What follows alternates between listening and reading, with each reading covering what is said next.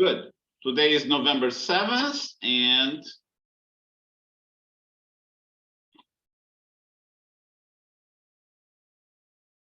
okay, and we are about to start dynamics of rotational motion. And the only thing that we have to do for chapter 8, dynamics of rotational motion is chapter 9, right? And there's just one thing left here for chapter 8 that we didn't do. Let's take a look at the schedule here in the book. Okay, we did 8.1, 8.2, 8.3, 8.4, 8.5. And that's what you're going to do quickly. Okay, it's not that difficult. And we're going to skip 8.7. Okay, so let's document here.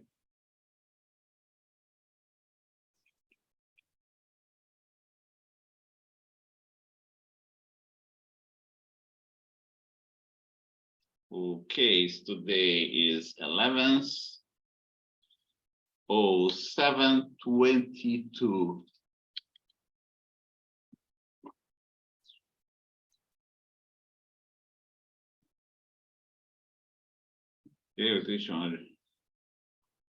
I'm going to, so we did the following, we did chapters 8.1, 8.2, 8.3, 8, here you go, chapter 8, let's do it this way. Chapter 8, sections 8.2, 1, 2, 3, 4, 5, right? And let's take a look. 6, and we skip 8.7. 5, 8.6, skip, skip 8.7.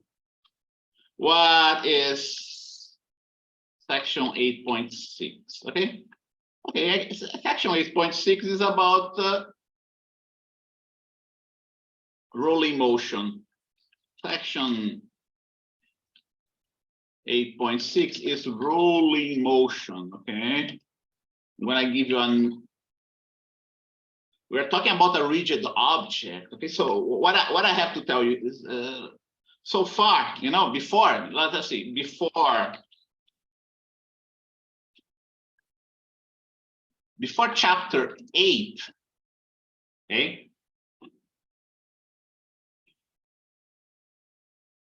we assume that every object that we were studying was a point particle. Okay, that's an idealization. This is an idealization, right? This is an idealization of an object in physics.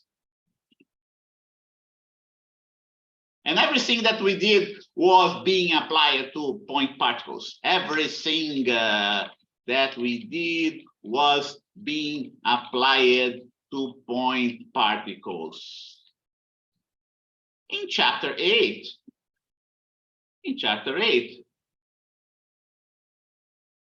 we introduced the idea that the object now is not a point particle any longer, but an extended object.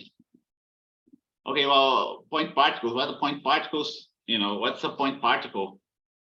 An object that has no dimension, okay? Even though we have this idealization of an object as a point particle, the predictions that we make about their behavior is pretty good. Okay, it's pretty good. Now, what we start doing in chapter 8 is that now we are going to refine our model first. Okay. Now it's not a point particle anymore, right? But an extended object with a given dimension. So this type of object, it is still this type of object we call a rigid body. Okay, and it's still an idealization. Why is that? It's still an idealization. Even though, here you go, even though a rigid body is closer to the reality of physical objects, comma,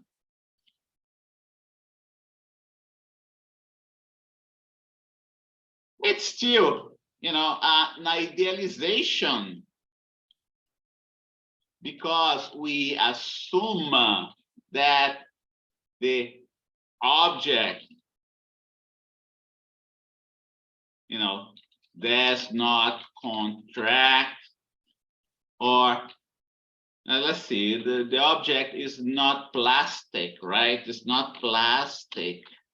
That's why we call it rigid. That is why we call it a rigid body.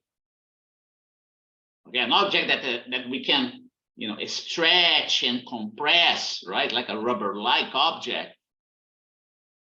Is kind of a plastic object, but that's not what we're studying here. What we're studying now is a rigid body that cannot be stretched or compressed.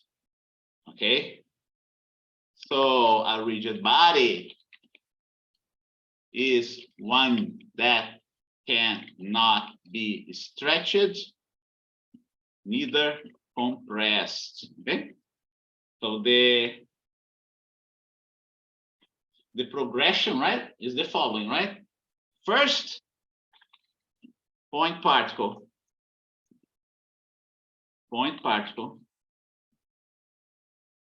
Next, rigid body. The next step would be, next one was supposed to be a plastic object that can be stretched and compressed, but we will not cover that here. We will not cover that here in this course. And so is the case of rolling motion. Okay, so it is the case of rolling motion, which is applied only to rigid bodies. A point particle does not undergo rolling motion. Okay, a point particle does not undergo rolling motion. So let's take a look at the rolling motion now. It's a very neat idea. Okay. Before you understand what rolling motion is all about, you have to understand,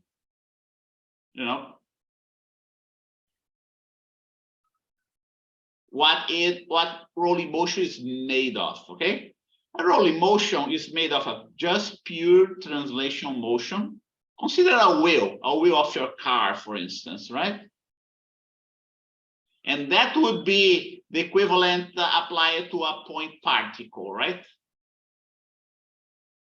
So a rigid body that does not rotate behaves like a point particle. Okay? Every point of this rigid body is moving with the same velocity. Okay?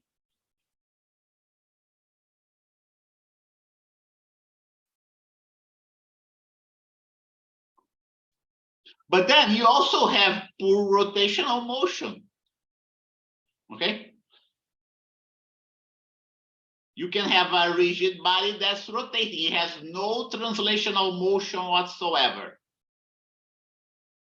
When you combine those two types of motion in a single rigid body, you get what we call rolling motion.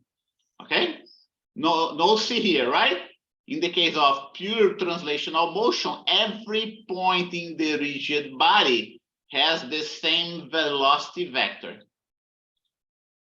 Okay? In the case of pure rotational motion, every point in the object has just rotational motion, right? Here at this point in the object would be that this vector velocity a little bit going to, a little bit towards the center of the object. The vector has the same direction, but has a shorter length, right? And so on. When you combine those vectors here of pure translational motion with the vectors here of pure rotational motion, you get what we call rolling motion. Rolling motion is 2 L's. And let's see what it looks like. It's going to look like just like that. What you have to do, you have, let's see here, you have to vectorially sum those vectors at each point. Okay, so if you want to know for instance, the velocity of this point right in here in this object, you have to sum this vector velocity due to translational motion with this other vector velocity due to rotational motion, because they have the same the same length, the same velocity. Okay, and that's what rolling motion is all about. There is no slipping here. The velocity here at this point is going to be 0. Okay, and the velocity of this point right in here is going to be doubled, because the translational motion of this point combined with the rotational motion of the same point is going to be a longer vector. Okay, here at the center of the object has no rotational motion whatsoever. Okay, but the center of the object has a translational motion. So the net velocity of the center of the object, or the center of mass, is going to be this vector. And then everything else, you're going to see how it looks like. Here you go. See here? Translational motion vectorially added to rotational motion of the object. So those two vectors cancel out at the point of contact of the wheel of your car with the freeway, provided there is no skidding, right? But only pure rolling motion, the velocity of that point is instantaneously equal to 0. Isn't that cool? Kind of a surprising, right? And because this point of contact, and that's the great thing about wheels. Okay, that's the great thing about wheels. Why is that? If you have a point here in the wheel that is instantaneously at rest, the force of friction that is applied to your tire is going to be that of static force friction. And because the static force friction is larger than the kinetic force friction, it's going to be easier for you to stop. But you must ensure that you are having rolling motion. Okay? You must ensure that you must have rolling motion. So look at the vectors, velocity of your wheel, right? It has this translational motion. This point has this translational motion. Let's see here. I think I got it wrong. Yeah, I got it wrong. This vector here is not downwards, right? Here you go. Let me fix that. Yeah. This vector here is not downwards. This vector here is upwards. Okay. So here you go. And then when we sum them up, okay, rotational and translational, rotational and translational. Okay, this one goes here, and this one goes here. Okay, like that. And here, the velocity, very top of the wheel is going to be twice the velocity of the center of the wheel, or the center of mass of the wheel. Okay. So we go. What else? What the characteristic of rolling motion? Okay. Again, like I said, you know, when you have pure rolling motion, the length of this arc here of point A, okay, length of this point A that we have here.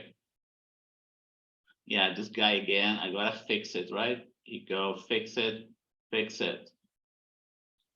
Okay, so here you go. In the case of rolling motion, you know, pure rolling motion, this point A here describes an arc.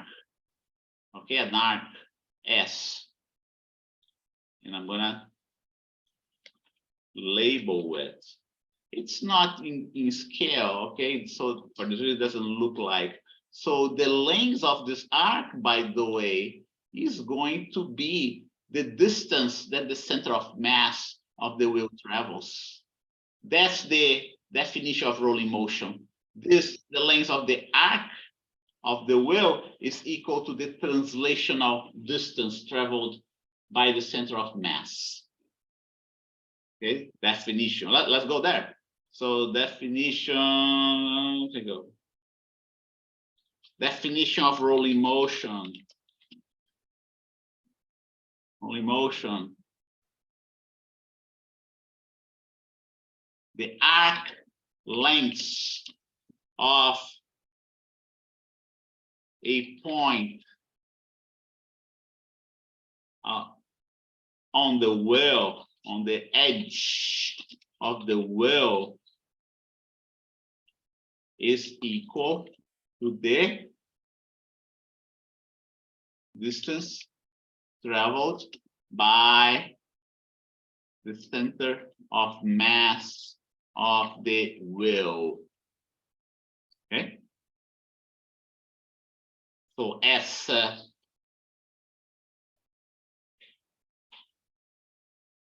okay, so that's the definition of rolling motion. I'm gonna copy this guy here and paste there. S is R theta. Okay, where R is the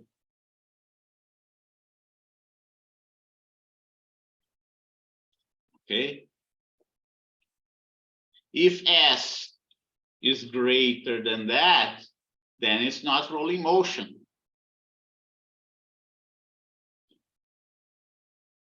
Point at the on the edge of the wheel, you know, R theta.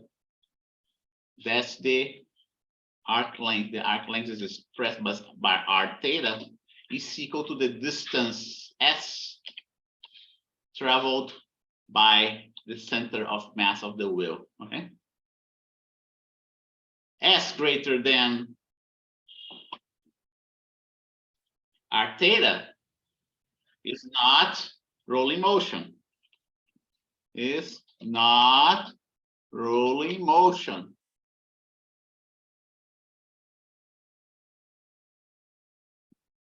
This is the case. This is the case in which you have more translation than rotation. Okay, at the edge of the wheel. Okay, if similarly,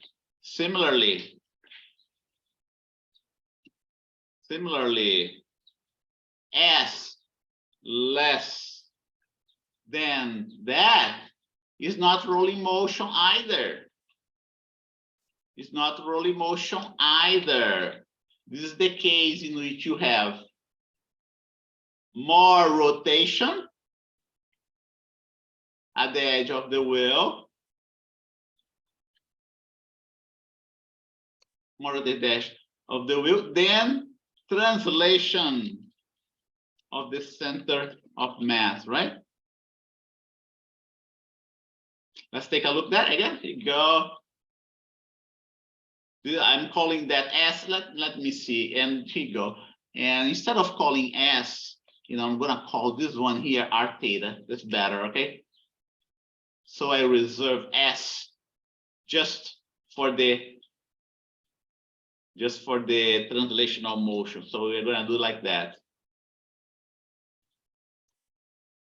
Call S just for translational motion, and R theta just the lengths, the arc lengths due to pure rotational motion. When S is equal to R theta, we have rolling motion. Going back to what we had before, right? There you go. Here, under this circumstance here, you have no rotational motion whatsoever. Okay? S is greater than R theta because the wheel is not rotating. Here, in the case of pure rotation, is the case that we are, stuck in the mud, right? We have no translation motion whatsoever. S is less. We can put less or equal. We can put less or equal. Okay. Less or equal than R theta. No, just less. Yeah. No, not less or equal. We put that less. Okay. So that's what you have to know. This is the case. Okay. And that's what we have for this chapter. Going back here. Okay, here you go. Linear velocity. Here you go, the same drawing here, right? In this case, since you are having rolling motion, this arc length here is equal to the distance traveled by the center of mass. Okay, and when we have something like that, the tangential velocity, not the tangential velocity, I would say the velocity of the center of mass is equal to the radius times the omega. Okay, and we also have this relation here. Okay, so let's write that down too. For translational motion,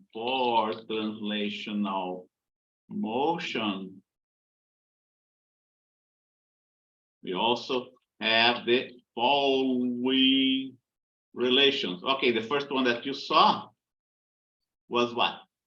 First one that you saw was this one here.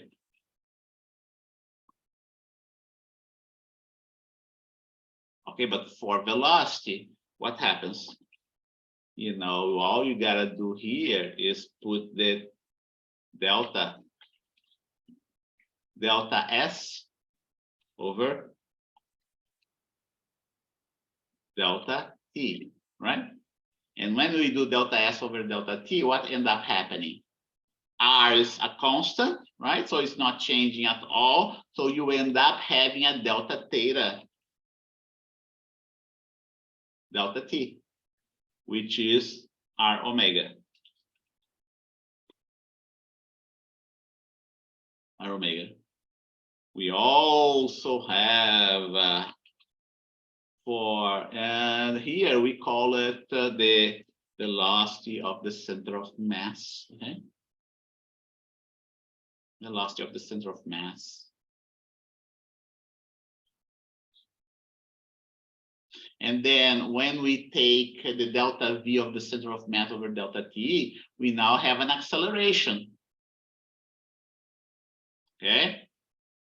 So I'm gonna copy this one right here. Our next relation is this one here.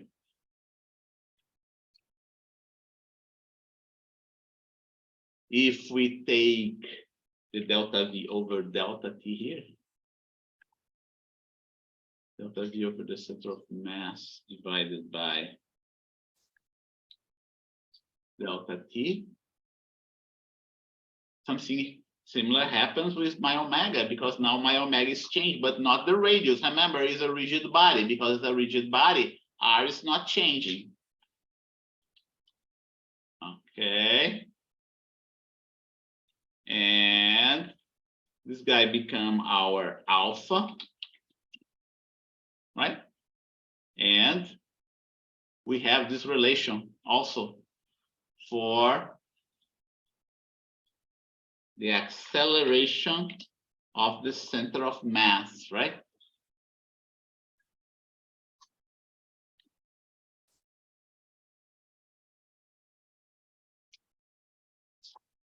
Acceleration of the center of mass. So those are the relations that you have to know about rolling motion. If the motion is not a rolling, if the motion is not pure rolling motion, they are both do not hold. Okay? It's not.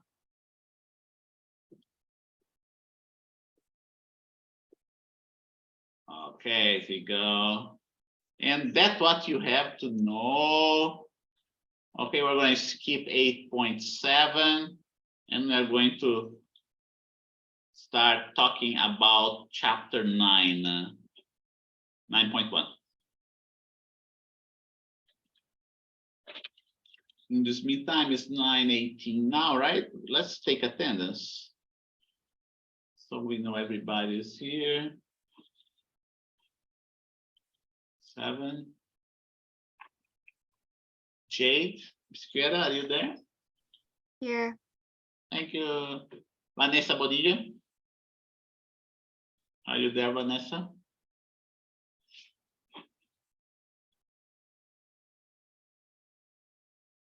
No. Okay.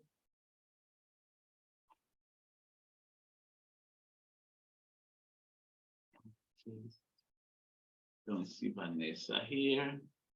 Ashley, are you there, Ashley?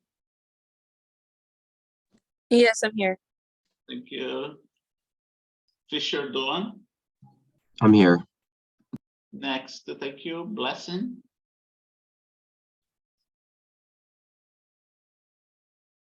Hi, Blessing, are you there?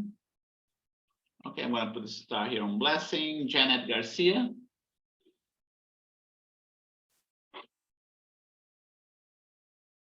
Janet Garcia, I can see Janet here in my roster, but she's not answering. Next is Raymond Garcia. Thank you. Lily Hassid. Okay. Thank you. Michael's in there. Good. Thank you, Michael. Wendy Hernandez. I don't see Wendy. Joshua Jimenez. I don't see Joshua either. Okay. Ana Gabriela Lopez.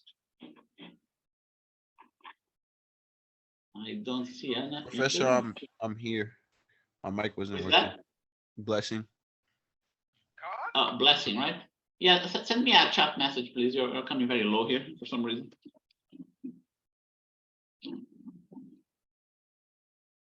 Blessing. Yeah, here you go.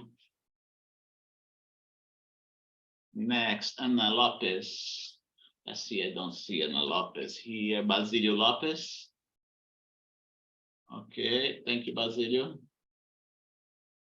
Okay, Vahag. Here. Thank you, Vahag. Daisy Mariscal. Here, Professor. Thank you. Alejandra Marmolejo.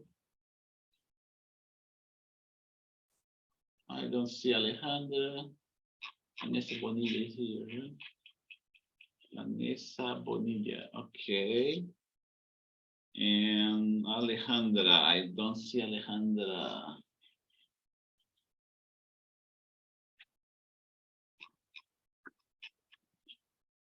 Amarilis. Here. Thank you, Amarilis. Yesenia. Okay, thank you, Yesenia. Mary Okiki. Dear Professor. Thank you. Ryan Ong. I'm here. Thank you, Ryan. Artur Pacheco. Thank you, Artur. Jennifer Perez. Thank you. Label. Thank you. Lidia Rosas Monrostro.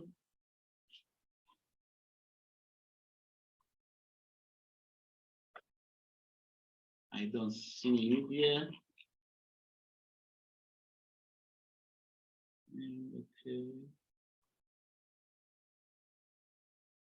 Okay, I don't see Lydia. And next is going to be Donia. Are you there, Here. Donia? Here. Thank you. Elika. Here. Thank you. Brianna. Good. Thank you. Mia Villalobos. Here, Professor. Okay, thank you. That's and last but not least, Justena Youssef.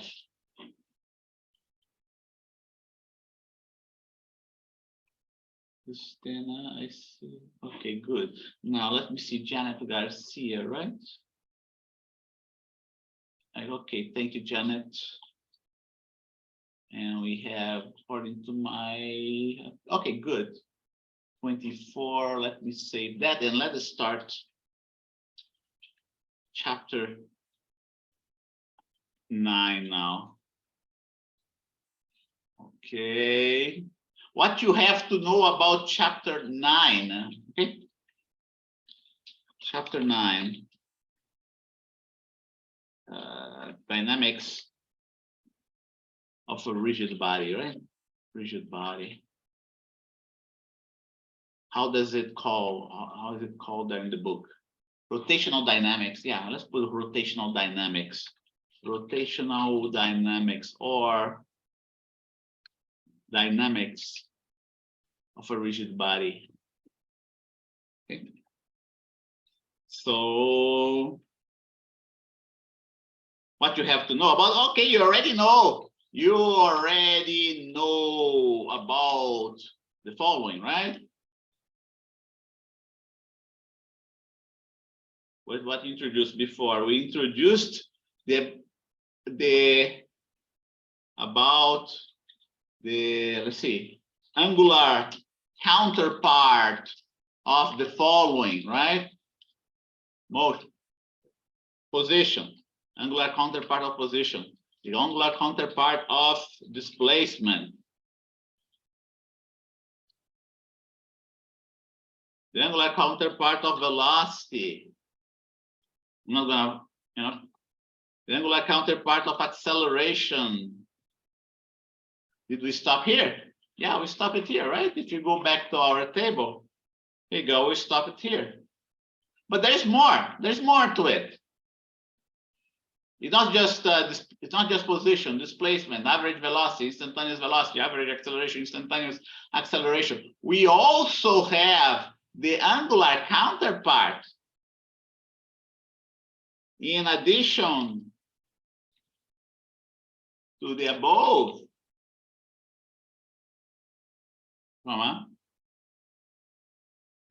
we also have the angular counterpart of force.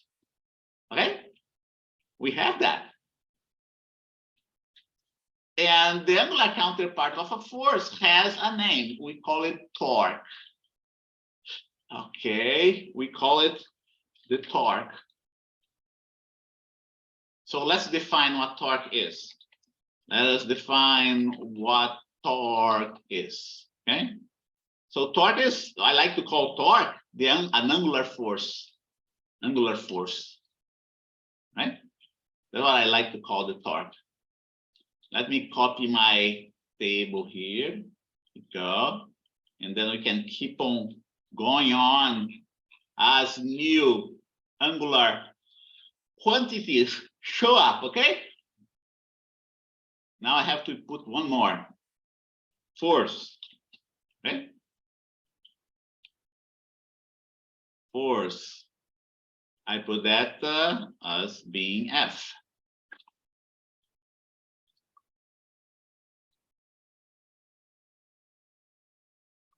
But then we have its angle. The unit is the Newton.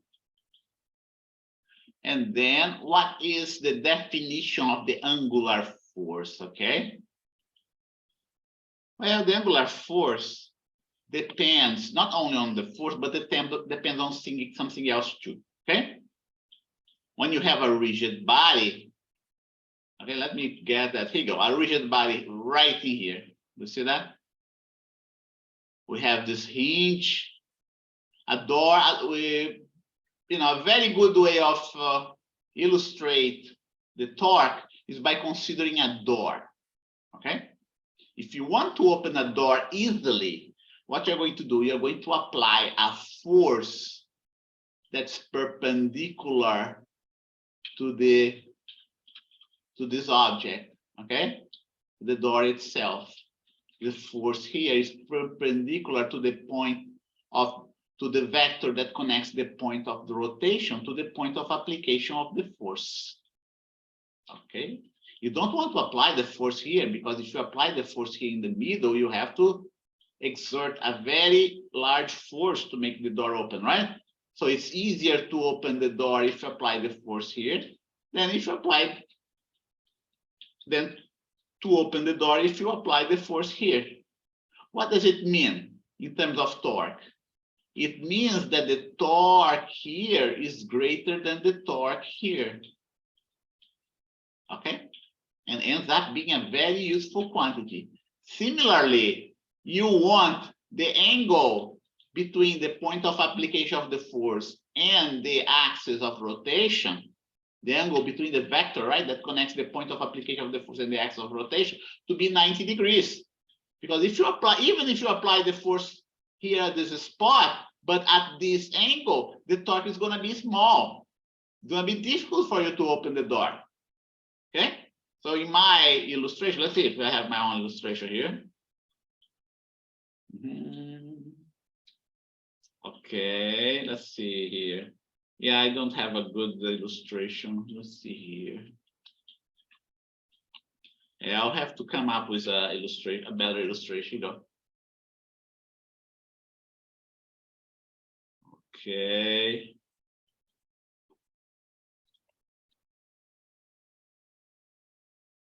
So consider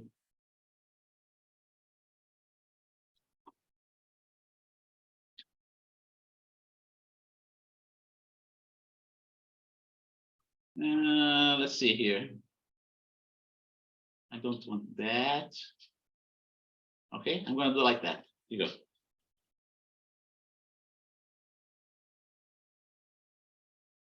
I'm going to do like that. Here you go. That's the axis of, consider that the axis of rotation. Okay. And I'm going to draw my door right here. Here you go. Here's my door. And I'm going to bring this vector position to the front. Bring to the front. And on the top here, my vector position, we call that the vector position of the point of application of the force. Bring it also to the front. Here you go. All right. Oh, bring this one to the front as well.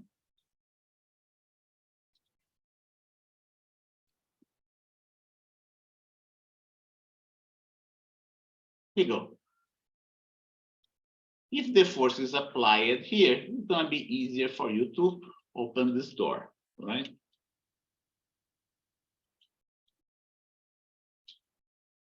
Right, here he goes.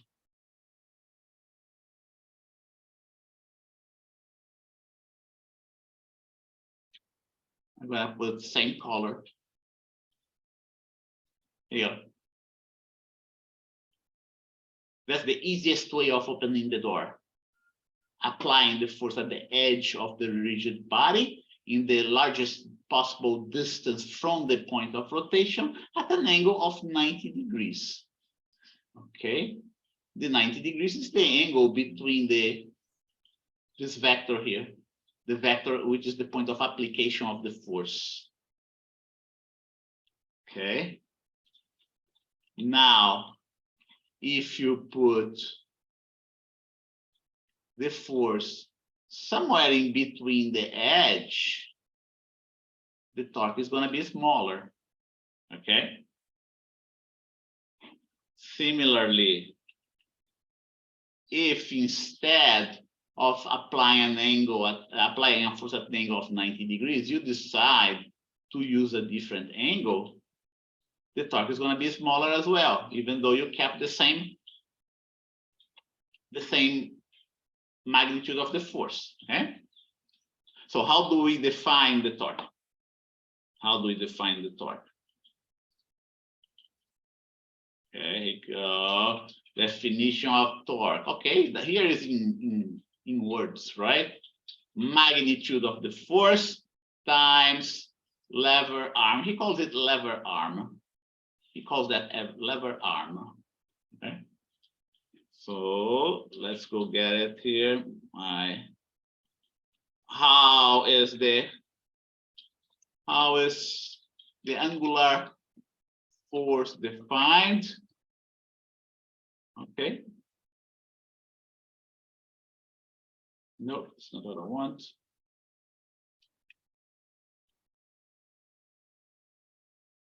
Okay, so we usually represent the torque with the letter tau, the Greek letter tau. Okay, it depends on the force, and it depends also on the distance from the axis of rotation. Okay, but then there is the distance from the axis of rotation. There is something else that we call the lever arm. The lever arm. What is the lever arm?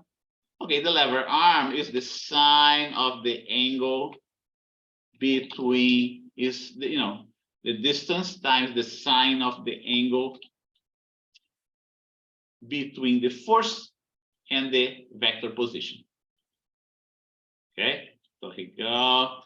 And don't forget, the angle would be this one right here.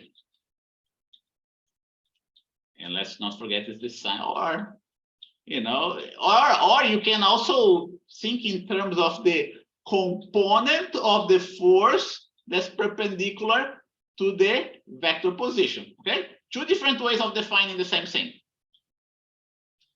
Okay, in the book, it defined as the magnitude of the force times the lever arm, right? Lever arm.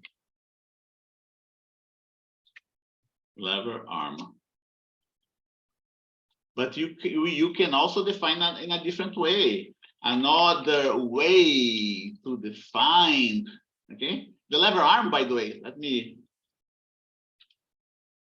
the lever arm, by the way, is exactly this term here. That's the lever arm, okay? I'm gonna copy and paste here. Here you go. That's the lever arm. Another way of defining the torque is, tau is equal to R times, I want to put the times here, times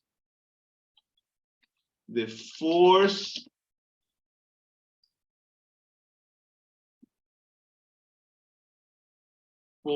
component perpendicular to the vector R, okay? So three different ways of defining your torque. So here you go. The component perpendicular to the vector R, the component of the force perpendicular to the vector R will be this one here, right here. Okay. So here you go, just, break down this vector force into a component that's parallel to the vector position, right? Of the point of application of the force and perpendicular to the same vector. Okay.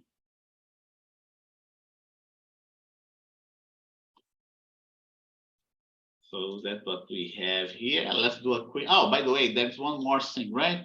What about the units? units of torque. Just look at the equation, how it is defined, right? Units of torque is going to be the unit of F times the unit of R. Sine of theta doesn't have any units, so I can leave it out, right? Units, I can take the bold face here as well. Take away the bold face, okay. The unit of force is going to be the Newton. The unit of the position is going to be meter. Okay. That's what we have here in the book. Newton meter. Lever arm, different torques. Okay. So here we go. We have example 9.3 in the book. A force magnitude 59 newtons is applied to a door. However, the lever arms are different in 3 parts of the drawing. L equal 0.8, 0.6, and 0. Find the torque in each case. Okay. So here you go. This one is going to be kind of obvious, right? Take a look. There is no force component perpendicular to the vector position of the application of the force. So in this specific case, the torque is going to be 0. You are not going to be able to open the door at all. Okay. And here, you know, did he give you the angle here, line of action? Let's see here. Okay, that's L. He didn't give you the angle, but he gave you this length, right? He gave you this length. The length is 0.8. Lever arm 0.8, lever arm 0.6, and lever arm 0. Okay.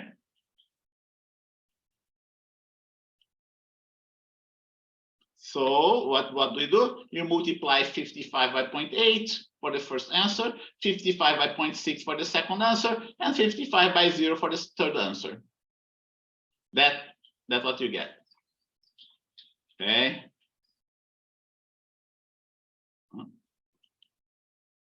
Going on here, yeah, 44 Newton meter, 33 Newtons meter, and 0 Newton meter. Okay. And here we have example in the life sciences. Okay, we have ankle joint and the Achilles tendon. Okay, that's the ankle joint here, and that's the Achilles tendon. It's attached to this spot. Okay. The tendon exerts a force of 720 newtons. Wow, that's a lot, right? It's like the weight of 72 kilogram mass. Determine the torque, magnitude, and direction of this force about the ankle joint, which is located 3.6 centimeters from the point P. Okay, they already provide you with this. Here's the lever arm. No, that's not the lever arm. The lever arm is this one here. Lever arm is this one, and they provide you with the angle as well. Okay, what you have right here is a right angle triangle. So this distance here times cosine of 55 degrees is the lever arm multiplied by F. You know, F distance cosine 55. You get the, yeah, lever arm 3.6 times 10 to minus 2 times cosine 55. You get the torque at 15 newtons meter. Okay, so that let's skip that and keep on moving. Okay, rigid body in equilibrium, rigid objects in equilibrium, and that's the next thing that's new for us. Going back to our table. Okay, I'm gonna keep on moving this table.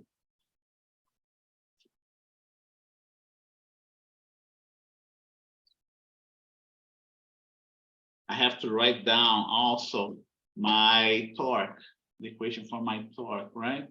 You go FR sine of theta. FR sine of theta, Newton meter. By the way, Newton meter has the same unit as your energy, right?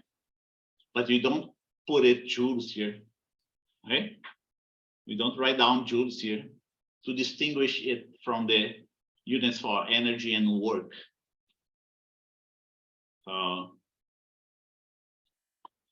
And also remember that the definition for work is what? It's not sine of theta, but it's cosine of theta, right? Recall that. What we have next here, 9:42. Let's go for another 10 minutes, right? Rigid body in equilibrium. Recall that, let's go back to our, Newton's second law. Remember Newton's second law, right? Newton's second law is what? F equal to ma. F, by the way, it's not any F, is the net force equal to ma. We have something similar for the angular quantity. Okay, let's take a look. Let's see. Wait a minute. No. We are talking about rigid body in equilibrium. Okay, rigid body in equilibrium, not second law, but equilibrium. Equilibrium of a rigid body. A point particle to be in equilibrium, the net force applied to it should be 0, right? Okay, in the case of the equilibrium of a rigid body, the net torque is supposed to be 0. Okay. Under this condition, let's see, for a rigid body to be in equilibrium, okay, the net torque, we have, here you go, net torque equal to 0. Recall that we have something similar for a point particle, or net force equal to 0. Okay.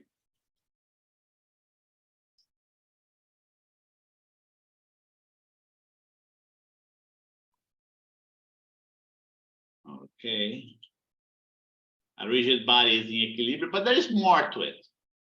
It's not just net force equal to 0. You also have a second condition. Remember that a rigid body can be subjected to forces as well. Okay, so we have a second condition for rigid body in equilibrium. The net force applied to the rigid body must be 0 as well. Okay, in this case, it's going to be, the first one is going to have a unit of Newton meters. The second one, we have a unit of newtons only.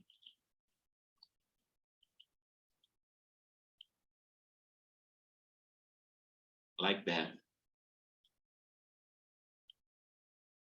Okay, this one.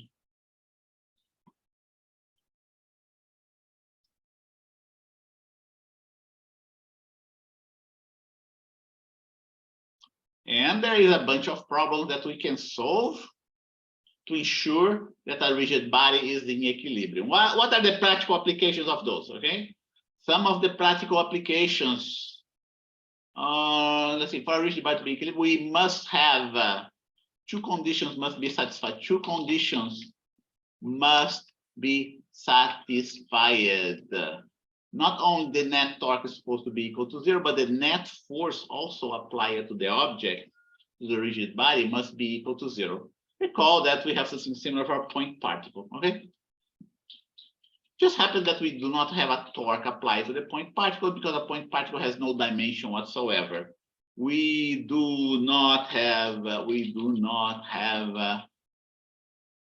torque, apply it to a point particle because the particle has no dimension whatsoever.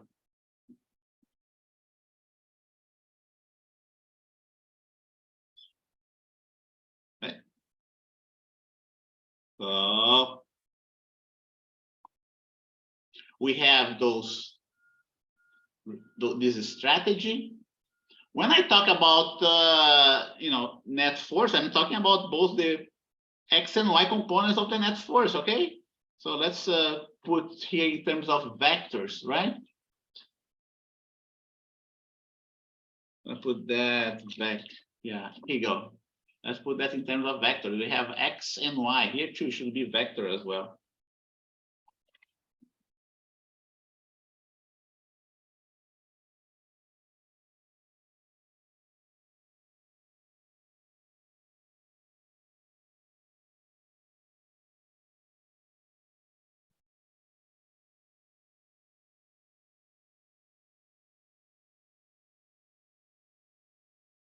And so let's look at an example.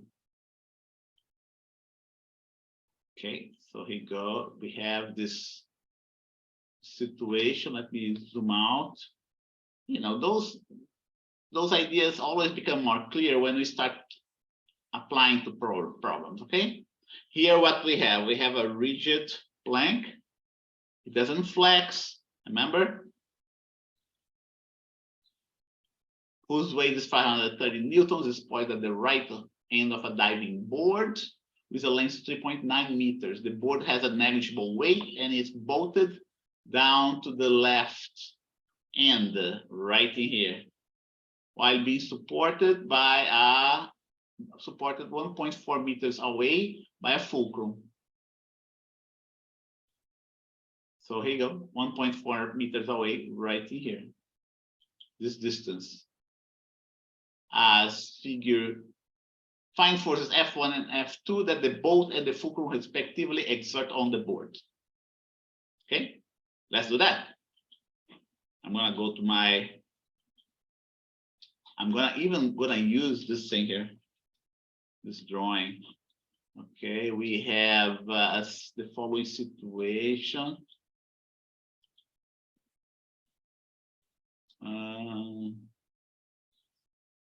I'm going to extend.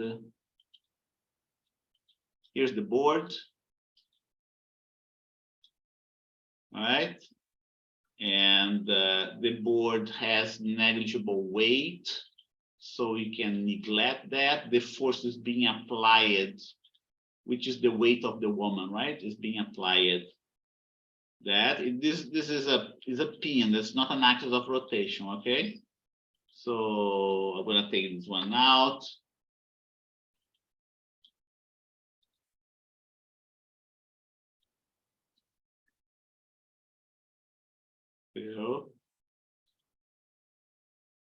Vector position of the point of application of the force.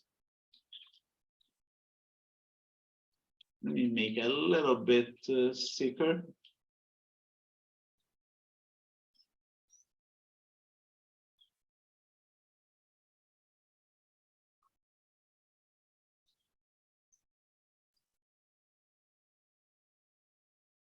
Like that. Okay. And what else we have? We have a fulcrum, right?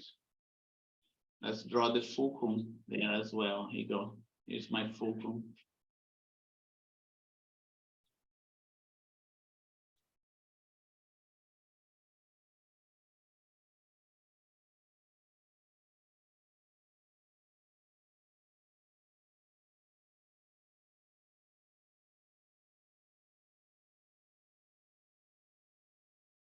Fulcrum right in here.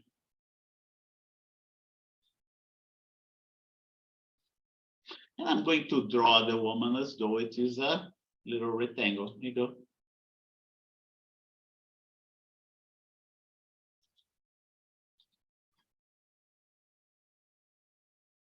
Right, here you go. Put it right in here.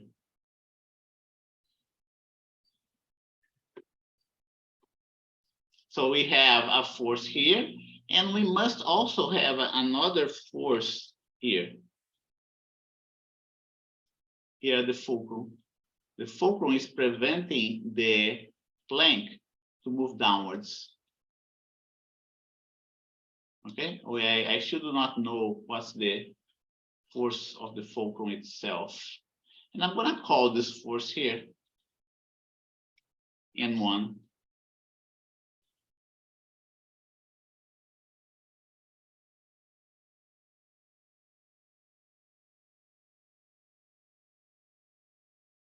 And we also must have another force right here at this spot. Okay, this force here, I'm going to the pin, right? That's supporting the plank as well. And I call this one here N2. It doesn't necessarily have the same value. If the plank had a weight, we should have put it here, but the book said that the plank has a negligible weight. Is that right? Let's take a look. Weight is 530 newtons. This boy is at the right end of a diving board with a length of 3.9 meters. The board has negligible weight. Okay, so we don't have to put the weight of the boat here. If the boat, the weight of the plank here, if the plank had a weight, you would have put the weight, illustrate the weight at the middle, the very middle of the plank. Okay. So what, again, he's asking, find forces F1. He's calling F1 and F2, right? So let's call it F1 instead of N1. F1 and F2. That the bolt and the fulcrum is all the way around. Huh? It's all the way around. Here is F1 and the other one is F2. Bolt and the fulcrum. Okay. So what we have to do, the net force must be equal to 0, and the net torque must also be equal to 0. Okay. We have this force here, but we do not know those two forces, right? And this is a one-dimensional problem. This is a one-dimensional problem because the forces are all the forces are in the vertical direction. So here we go. Let's solve that. Example, what's the example number in the book? Example 3. Example 3 in the book. Example 3 in the book. Okay.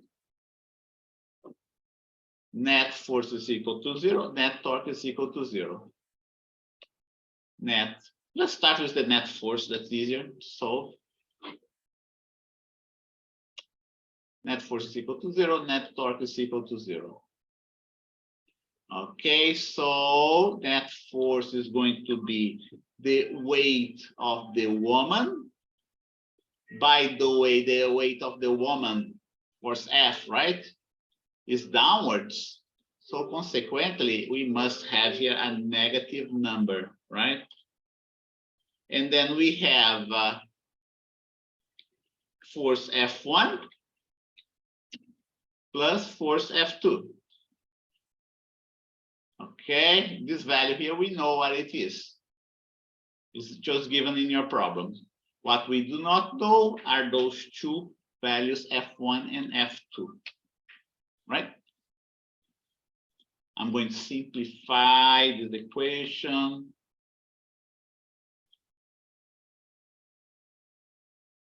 Right? F1 plus F2 is going to be equal to F. And then we have the torque, net torque is going to be equal to 0. And the net torque is going to be what? It's going to be force times the distance. Force weight of the woman times the distance, right? There you go. But note, see that this force, tends to make the plank rotate in the clockwise direction. Okay. And not only that, the torque that we are taking, we can choose the torque with respect to this fulcrum here, the rotation with respect to this point here. So the torque due to this force with respect to this fulcrum is going to be the F times this distance. Okay, that's what I call D. I'm going to write that down here.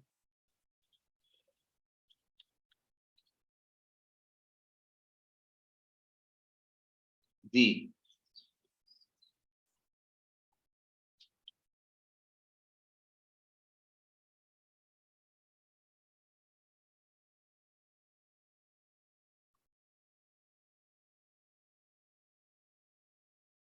Size and position, format, shape.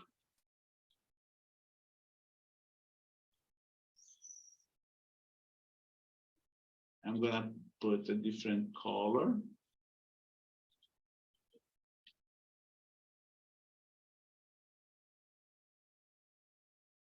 Okay, like that. That's what it is.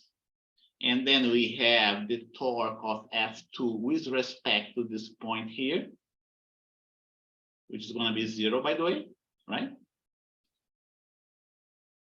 I'll get that. And this guy here must have a negative number, right? We have the F2, right? Times D2. D2 is 0. And then we also have this force. We do not know if it's up or down. Okay. That's exerting a torque with respect to this point. F1 times D1. All of that that'll be equal to 0. D2 is 0, so this term disappeared. Okay.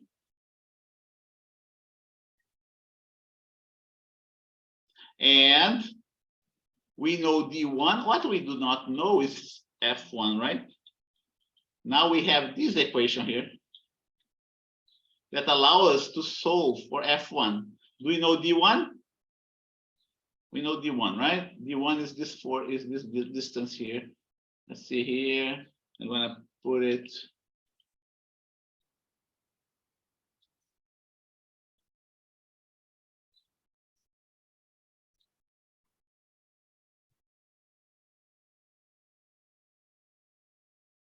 Let's see here, it didn't work. Let me try this one here.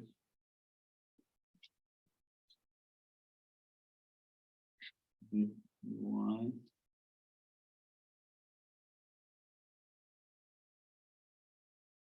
Yeah, this one worked. Okay.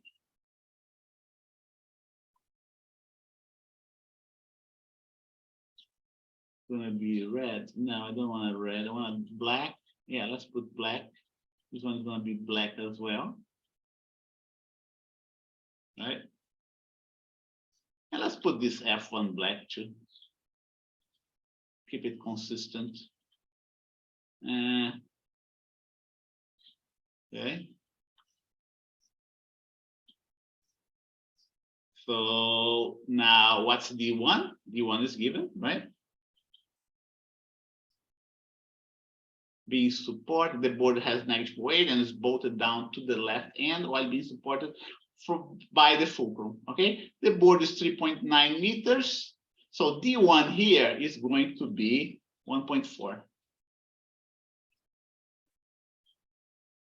1.4 meters. Right? The length of the board is 3.9. Consequently, D is going to be 3.9 meters minus 1.4 meters. Might be doing differently from the book, okay? But the results should be the same. This force here, what this force value is? 530 newtons. 530 newtons.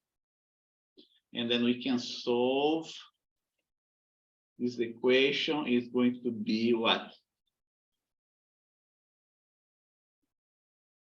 Emma goes downstairs. right? And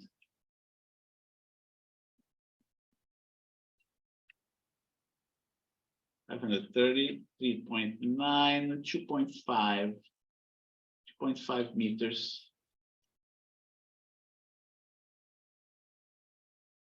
Right, 2.5,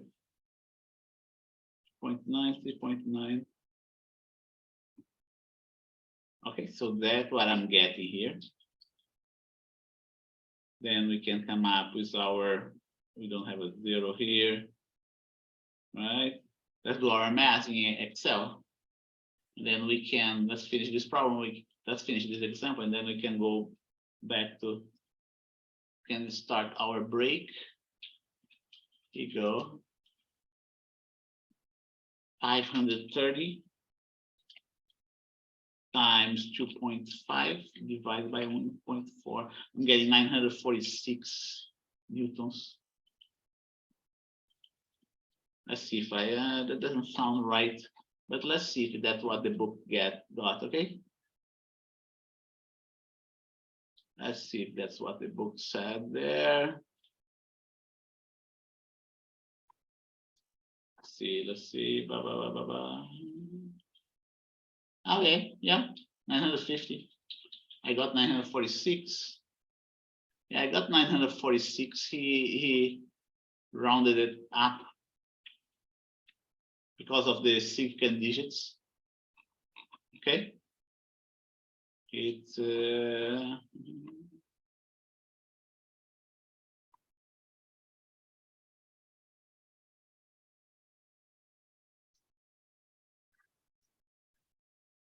so yeah, here you go.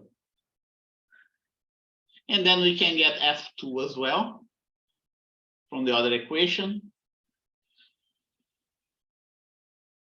Okay. And we should get 1480.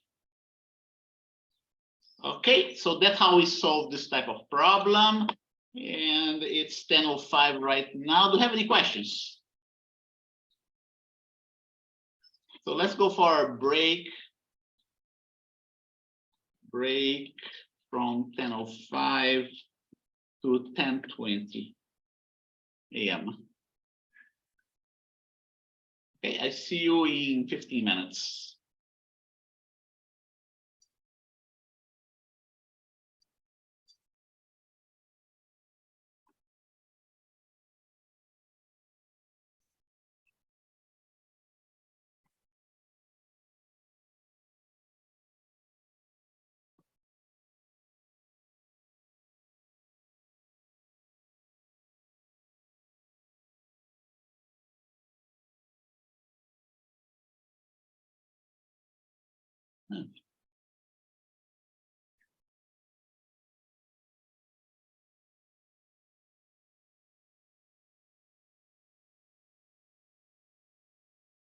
It's only.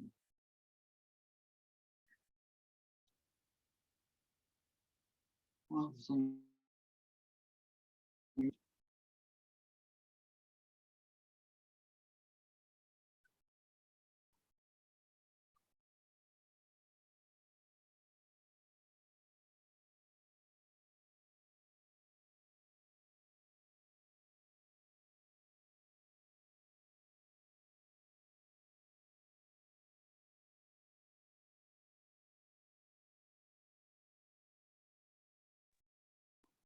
okay.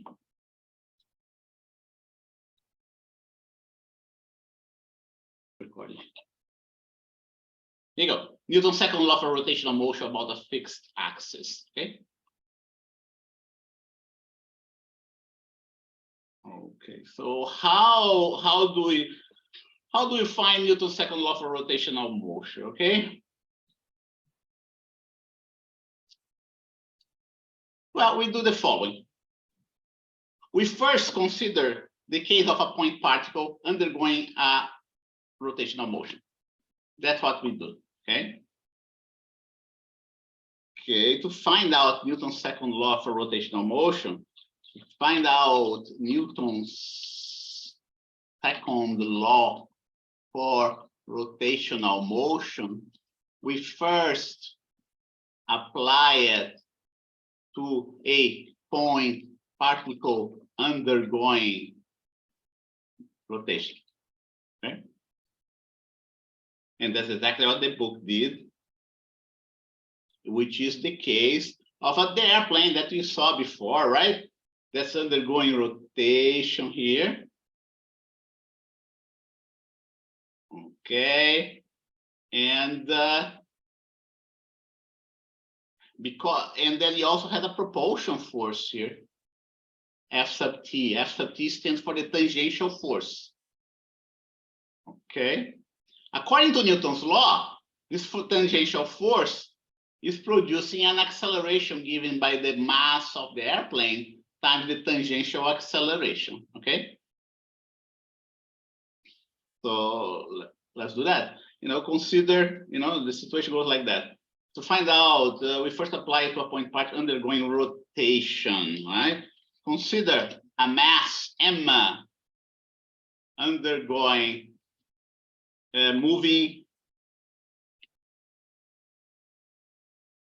about an axis, a vertical axis, moving in the horizontal plane, okay? In the horizontal plane with respect to a vertical axis, okay? It's either that one of the plane, or you can look at this one as well. Here you go, right in here. Let's see here, yeah. There's the same thing for the airplane that you see in there, right? You have this guy here undergoing circular motion. Let's see, let's take a look at this one. Okay, another one here. And let's say my airplane, here you go. This one. My airplane is subjected to a force, a tangential force that's right here. Okay. Assume that the object is subjected to a tangential force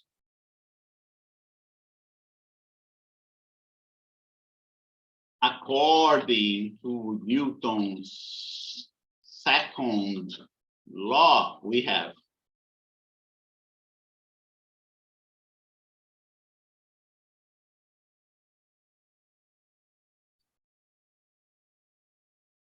tangential force is equal to mass times tangential acceleration, right?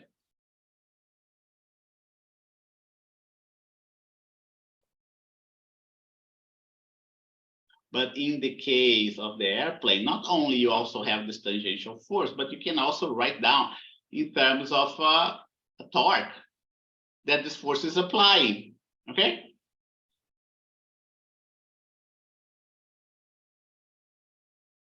Okay, so here you go. We can write that there is also a torque that this object, the airplane, or tau, is also subjected to a torque given by the tangential force times the distance r. I don't need, here you go.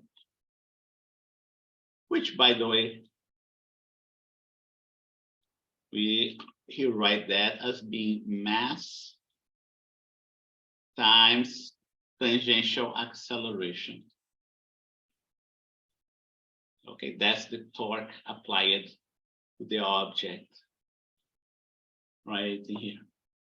But recall that there is a relationship between the tangential acceleration and the angular acceleration, right?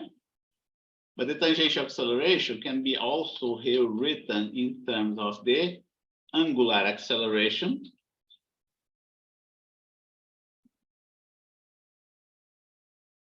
and the distance of the object to the axis. When we write that up, we get what? We get this relation here, and I'm going to rearrange it. R multiplied by R becomes R squared, right? And we can rearrange it, MR squared. Now look what this relationship is telling us? This relationship is telling us there is something here is multiplying our angular acceleration. You know, I'm going to put and similarly for the linear case, we're saying that the net force is something here multiplied by a linear acceleration. Mass is a measure of inertia in the linear case. Okay, and here what we have is something else related to the inertia, but this thing here is angular inertia. Okay, let us call Emma as being a measure of an object's linear inertia. Okay. Consequently, we can also state that the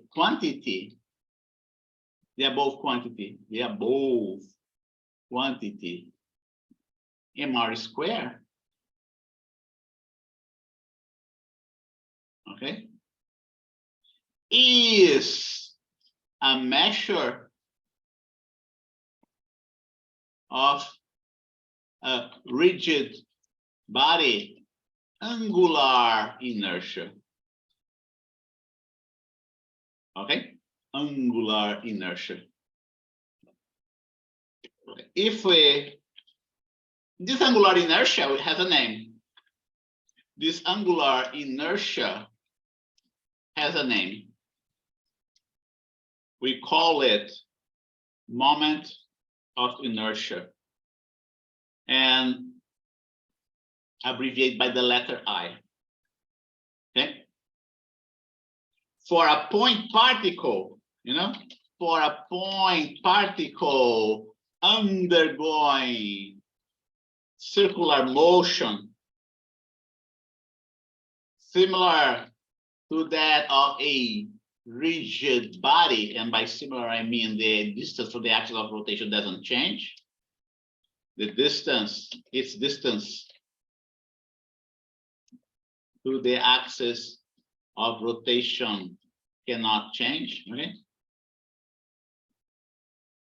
Change. It's angular inertia, right? Or moment of inertia. Inertia is given by, here you go, like we found in that equation. Okay, so here you go. Given by I equal to mr squared. And now we have finally our second Newton's law for a rigid body. It becomes, if the net force, for the linear case, net force is equal to m times acceleration, right? Mass times acceleration. For the linear case, we have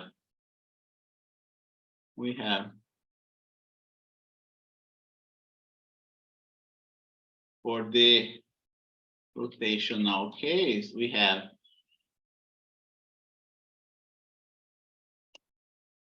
is equal to I times alpha.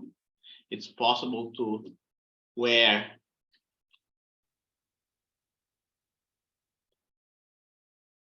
I depends on the geometry of the system. Okay. For point particles, I is going to be equal to mr squared. The moment of inertia. So now we can, go back here to our equation. Okay. Non-equilibrium, right? Net force is mass times acceleration. Mass times acceleration. Right, we have newtons here, and now we have net torque. is going to be given by I times alpha. So we see what's happening. We have a measure of our linear inertia. We have a measure of our angular inertia. We have acceleration, linear acceleration here. We have angular acceleration here. So they map out very similarly. I'm going to start writing that without the units, okay? So you don't have to worry about that any longer. And we make our table simpler. Here you go, I just put angular, linear and angular, and I don't need that line anymore. Okay, so here you go. And now that we define concepts of inertia, right? Linear inertia is the mass, angular inertia is I. It's possible to calculate I for different geometrical configurations. Okay, so here you go. Let's go. Let's see if we have here in this book. Okay. Okay, when we repeat for a rigid body, which is made up of several point particles, right? You end up getting something like that, okay? So let's write it down. What we did above was for a single particle. However, when we repeat the above for a collection of point particles that behave like a rigid body, we get, you go, we get something, and let's see, we get something like that. We got a summation here. Don't forget that's going to be a net torque because it's the net force. We're going to get a summation here. Here you go, this one here. Okay, and we get also mr squared. And by the way, because this guy is a rigid body, the alpha is going to be the same for every point particle, and consequently it's going to be outside the summation sign. I can do even better. Instead of putting in front, which doesn't look very nice, we put a parenthesis here instead. And that's what our moment of inertia is all about, is a summation, you know, of the mass of each point particle multiplied by its distance from the axis of rotation. That's what Ri is all about. Okay, mi/ri squared. That's what we have there in the book. Okay, it's explained everything here for you. Now, if we want to find out the moment of inertia, it requires, you know, for different configurations, it requires some heavy calculation. Okay. Because of that, I'm not going to do the calculation here. It requires calculus, so you don't have to know how to do the calculation. But you should know that this moment of inertia varies from one geometry to another geometry. Okay, the moment of inertia is different for each mass distribution, okay? For each different mass distribution, Right? For a point particle, we already calculated. For a point particle, we already proved that the moment of inertia, right, is equal to that for 1 point particle. Let's put it for 1 point particle. For 1 point particle, we already proved that I is equal to mr squared. Okay. For 2 point particles, right? For 2 point particles, it's going to be just a summation. The moment of inertia is going to be m1 times r1 squared plus m2 times r2 squared, right? For n point particles,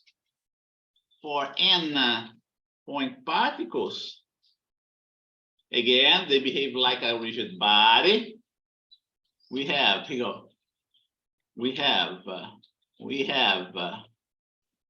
have something like that. I'm gonna do better. Here you go. For n point particles, we have, and I'm gonna use a different summation sign here, so it looks better. Here you go. For n point particles, I going from 1 to n, and my ri squared. Things become a little bit more difficult to understand if we, for a continuous distribution, distribution of mass, we have the following moment of inertia, momenta of inertia. Okay. For a ring of mass m and radius r, it's going to be very similar to that of a point particle. There's a reason for that, okay? mr squared. And let's not forget, this is the moment of inertia with respect to the center of the ring.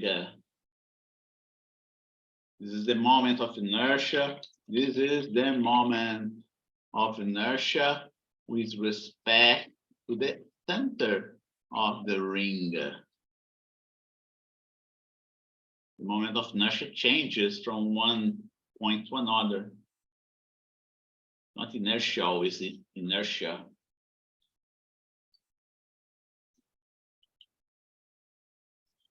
Okay.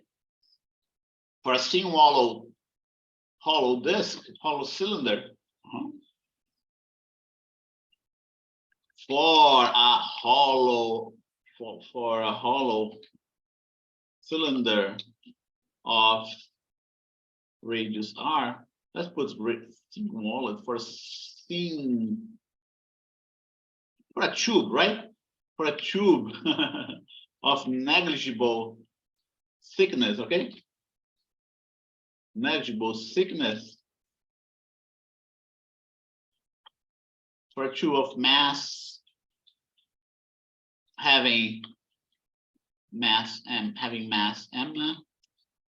and radius r, we have the same thing. For a cylindrical tube, what else? For a solid cylinder or disk, okay? For a solid cylinder or disk of radius, right? R and mass m. Now the moment of inertia is going to be a little bit different. Remember, those things we cannot calculate easily. Okay, the only one that you can calculate easily is the ring, the case of the ring, and even the case of the tube. This, to calculate that here, requires calculus.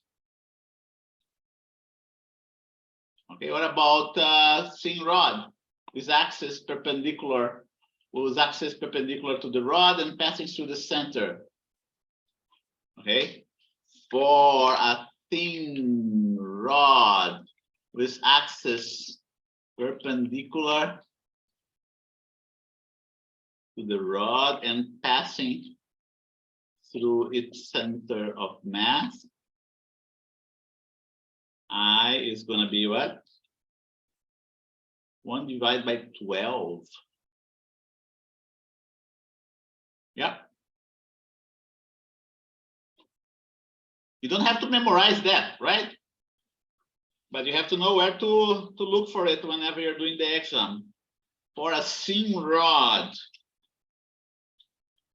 is an axis perpendicular to the rod, axis of rotation, right? To the rod and passing through one of its ends, right? Let's see how he wrote in there. Through one of its ends and passing through one of its ends, okay? We have that's 1/3. Yeah, it's 1/3. And by the way, we're going to use for a seam rod of length L, and mass M with the rotational axis perpendicular to the rod and pass through the center of mass. Okay, so we're gonna substitute the R by L because now the rod has a different dimension, right? For a single rod of mass of length L and mass M, rotational axis perpendicular and passing through one of its ends,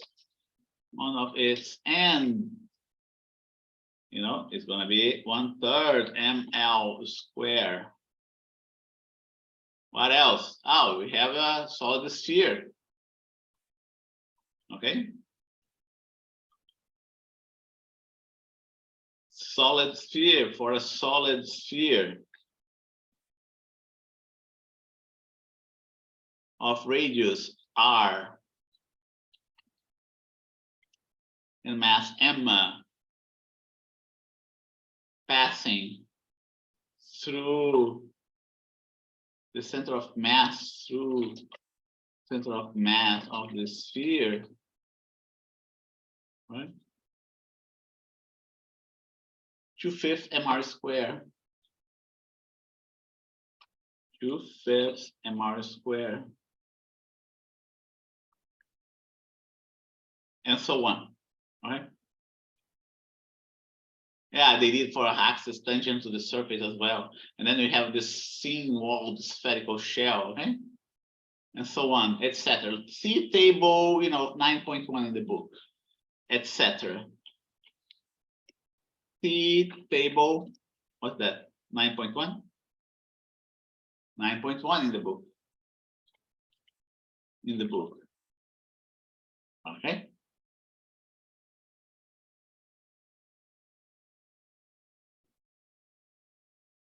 Here you go. Let's see. I want to get this thing here. Inertia. Yeah. Okay. Good. So let's move a little bit to the. Oh, stop it. To the right, so I can center.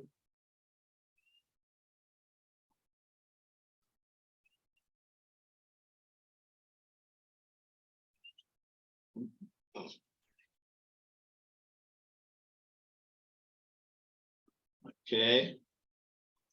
Inertia.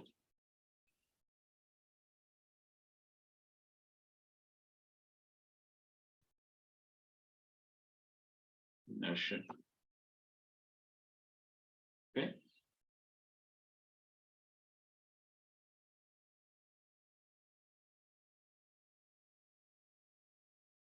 And now let's solve some problems, some examples. What time is that? 10:57 now. We can go in a little break, right? Let's get another 5 minutes. Let's see. Here you go. Let's take a look at this one here. Example 10. See, now let's skip this one. Two particles each exams. Okay, so saw motor. Let's see. Motor in electric saw brings the on type of blade has a moment of inertia. Has a moment. Okay, what net torque must the motor apply to the blade? Right. The motor in electric saw brings the circular blade from rest up to the rated angular velocity 80 revolutions per second in 240 revolutions. One type of blade has a moment of inertia of 1.41 times 10 to minus 3 kilograms meter square. What net torque must the motor apply to the blade, right? Okay, so let's write it down. Example again. Example 11. Example 11 in the book. Okay.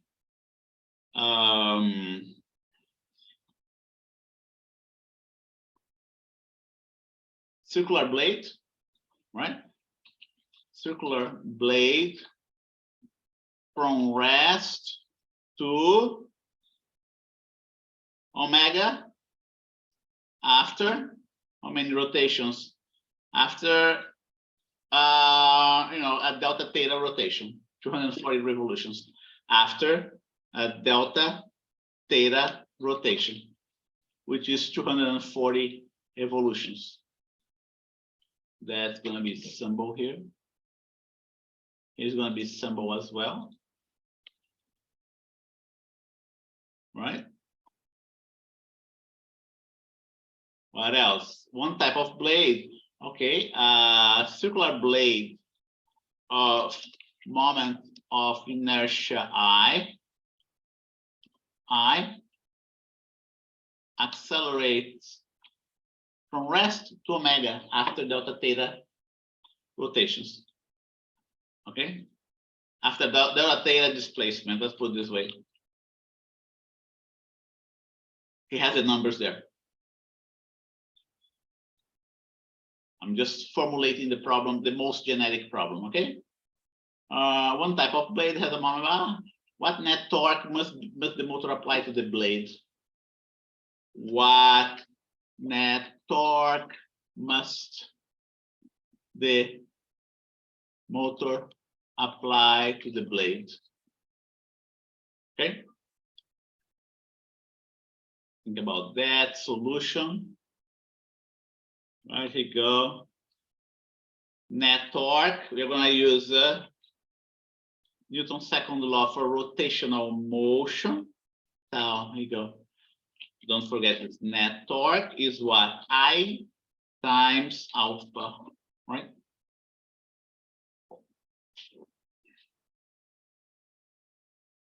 He's asking for the net torque. We do not have the net torque, and we do not have the acceleration either. But we do have this guy here. In order to find the angular acceleration, we have to use the Torricelli formula. Remember that? Torricelli formula is what? Delta theta, right? Equal to what? No, wait a minute. No, sorry, not this one. We do have delta theta there, but it's not this one. It's omega, right? Omega square, v square equal to omega naught square, right? Plus 2 alpha delta theta. Here you go. 2 alpha delta theta. Omega naught is 0. Right? We do not have alpha, but we do have final omega and delta theta. We can solve for alpha and 2, let's put this way here, 2 delta theta, like that. That's how alpha goes.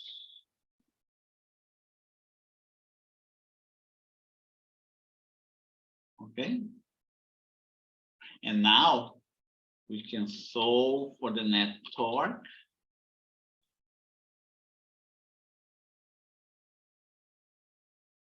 You don't even have to consult that table to solve that problem, right? The table for I to solve that problem, because she already gave you the value for I. I is what? Let's write it down. I is 1.41 times 10 to minus 3 kilogram meter per meter square. I is 1.4, oops, 1.41, okay, times 10 to minus 3 times 10 to minus 3 kilogram meter square. Omega is what?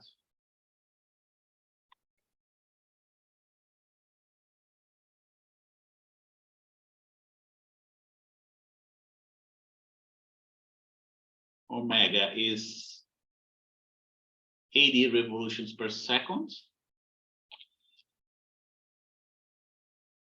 Per second.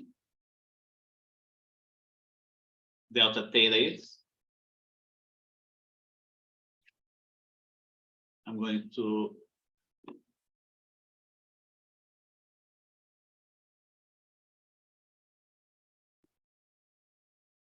square here, and delta theta is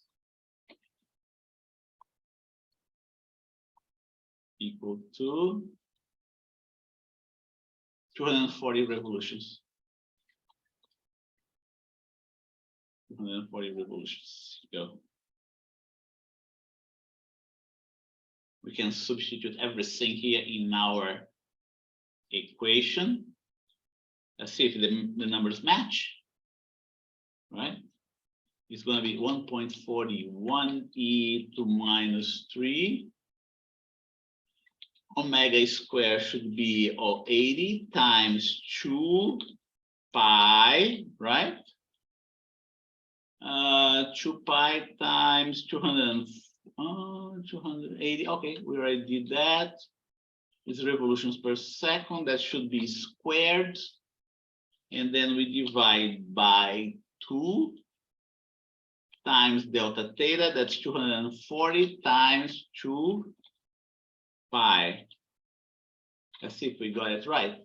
I'm getting 0.1181. Is that what the book? 0.1181.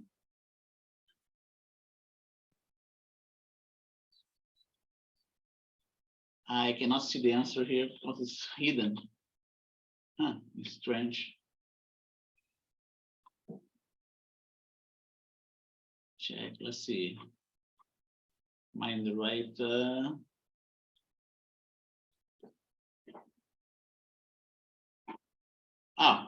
This one here, right? Must be this one here. Let's see what I got again. 118, that's what he got. Yeah, 118, exactly what I got. Okay, Newton meters.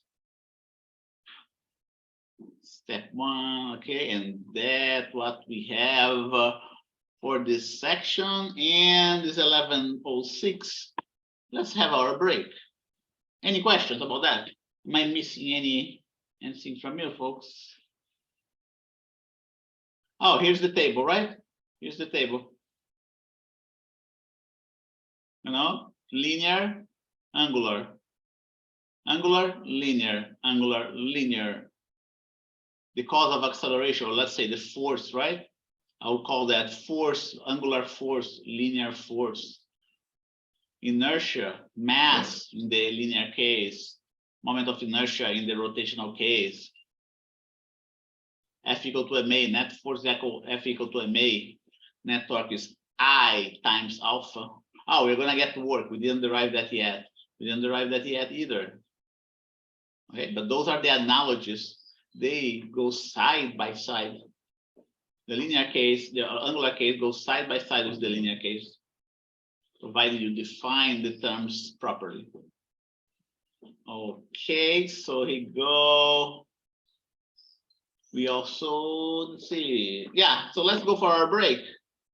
15 minutes again. Break till 11:25 a.m. Okay? Then we can. I see you. If you don't have any questions, I see you in roughly 15 minutes.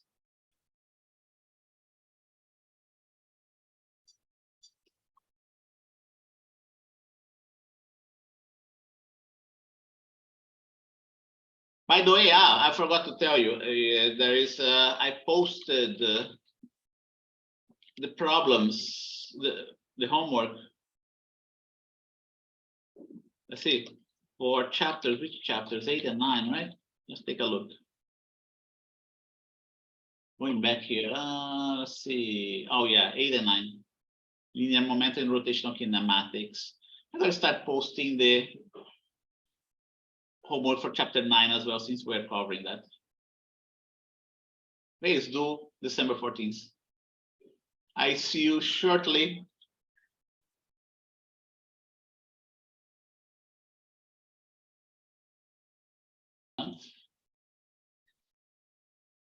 So we have another 33 minutes, right, to finish.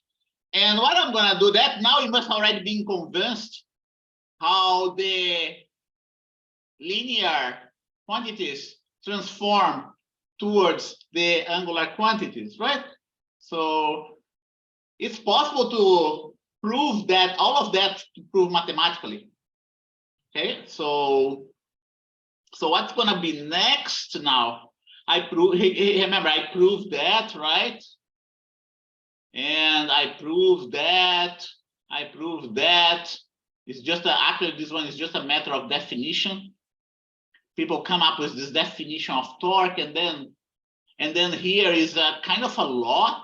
Also, what you see here is kind of a law for rigid bodies that follows from Newton's second law.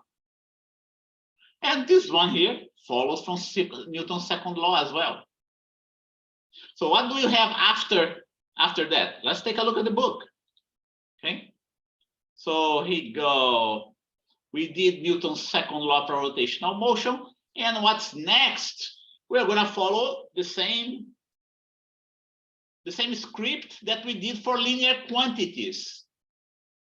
After introducing you to Newton's second law for the linear quantities, we came up with the definition of work, right?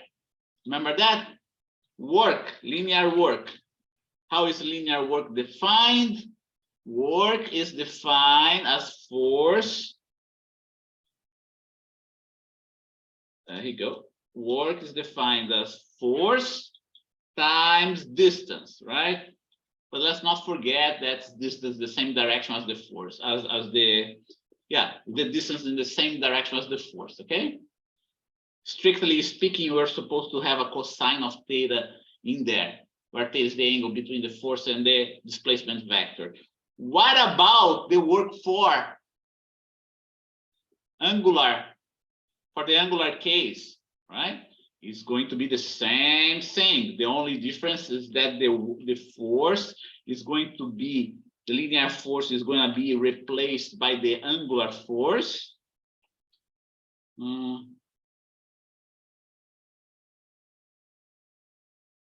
Tau, and the linear displacement, by the way, here is linear, right? It is displacement.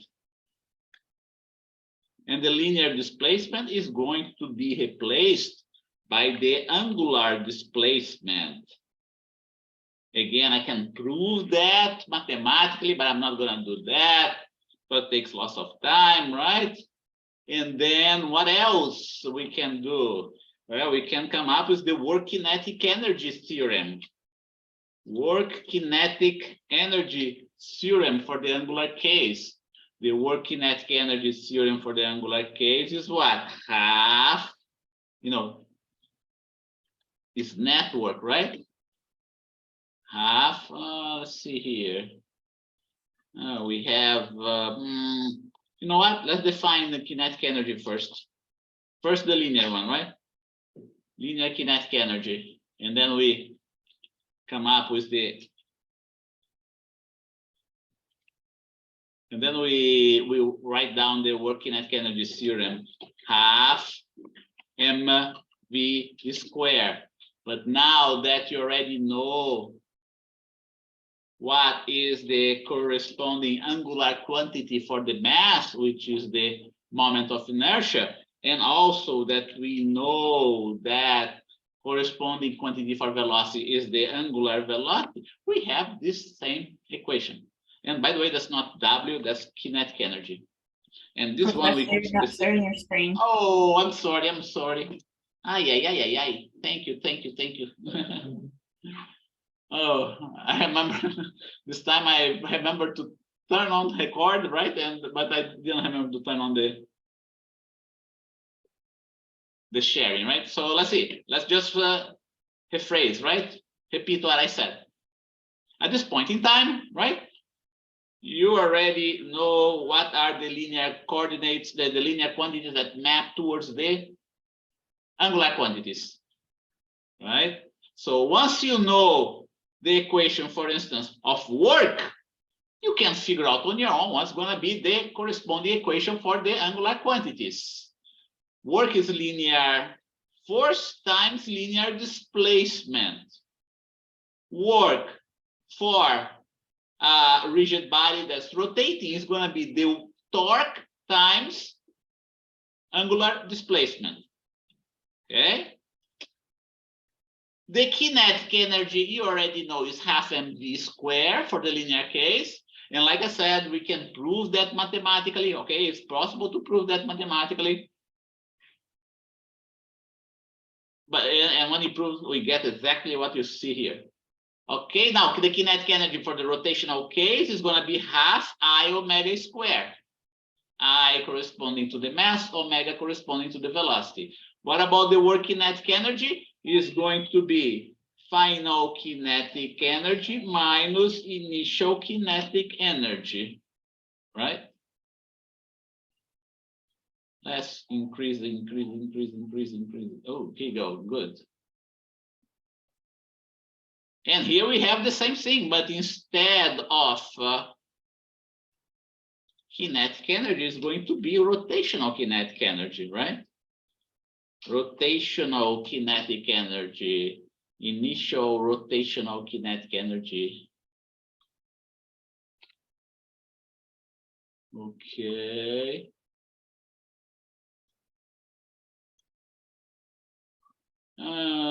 Let's see if I can give a little bit more of space for those guys so they look a little bit nicer, right?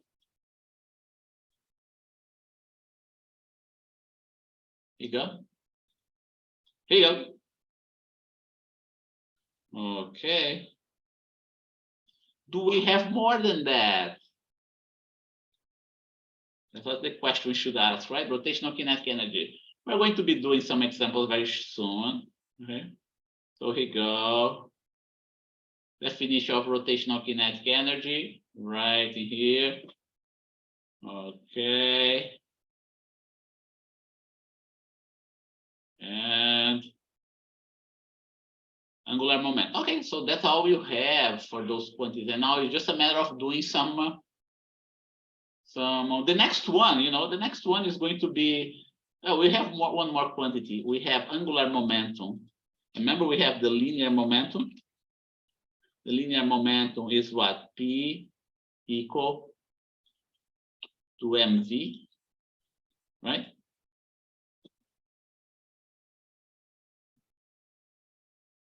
P equal to mv.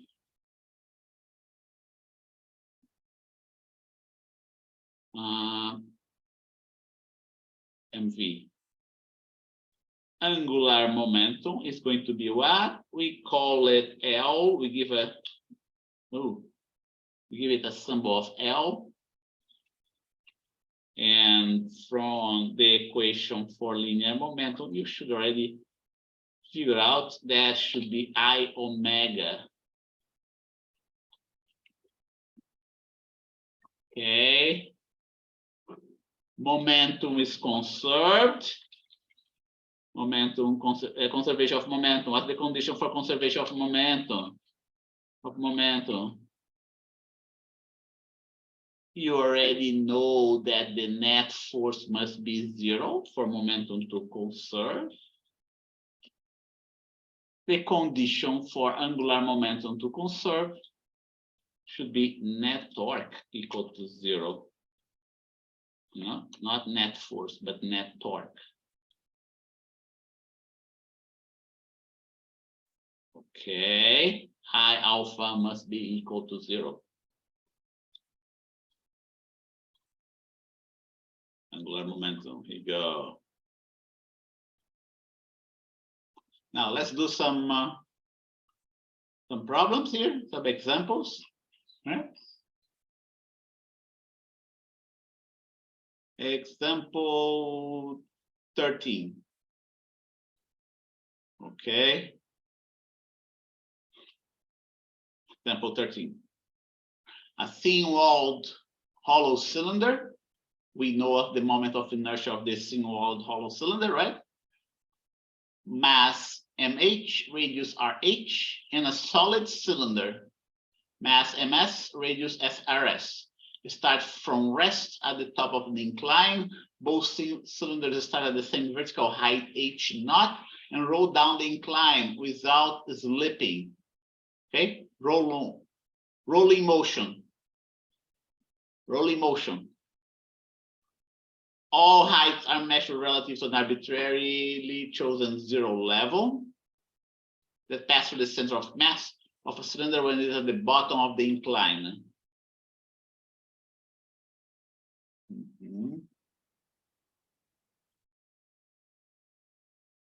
Ignoring energy losses due to retarding forces, determine which cylinder has the greatest translational speed on reaching the bottom. Okay. So let's make a drawing of that situation.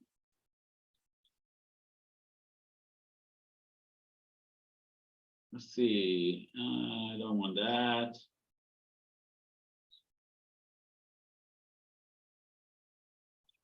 Let's copy this one and paste it. Okay, so we are going to get those guys to move downhill. Even better, let me see if I can get a right angle triangle here. Here you go. Right angle triangle. They're moving down ramp. One is a hollow cylinder. The other is a solid cylinder. Okay.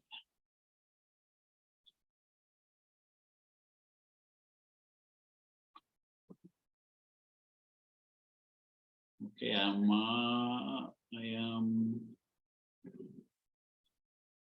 Go. So this guy rolled down the incline, right?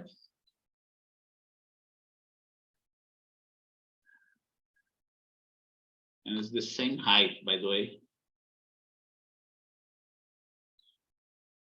H naught. See all the and a solid starts from rest at the top. Both cylinders start the same vertical height H naught and roll down the incline without slipping. All heights are measured relative to a arbitrarily chosen 0 level that pass through the center of mass of a cylinder when it is at the bottom of the incline. Okay, so if the center is here, let's go get my axis. Okay, the 0 of the axis is right in here because the cylinder is at the bottom.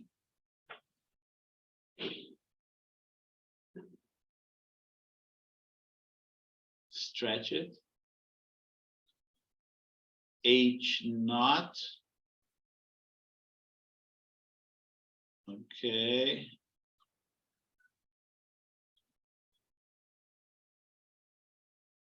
H naught.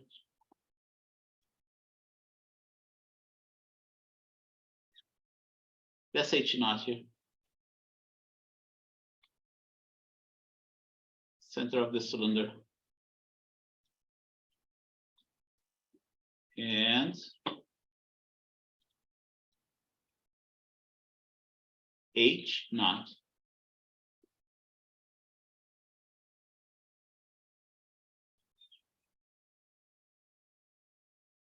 Subscript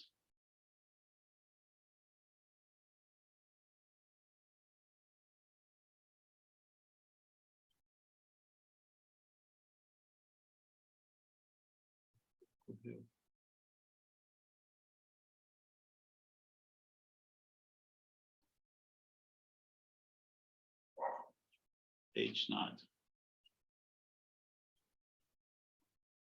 0.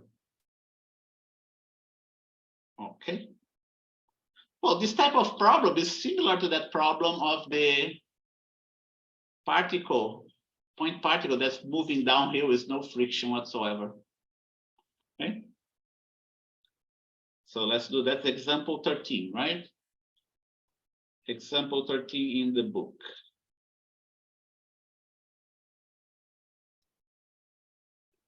Example 13 in the book. Similar to that of a point particle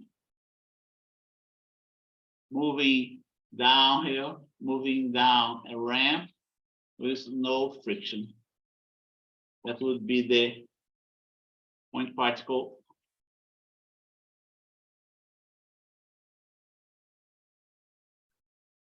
case, right?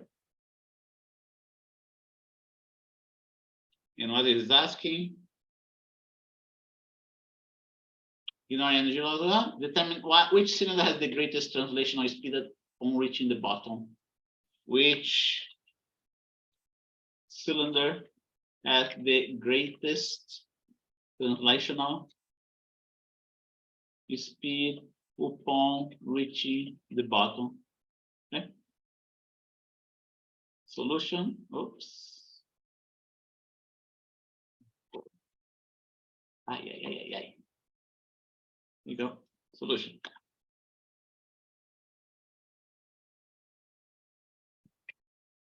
Okay.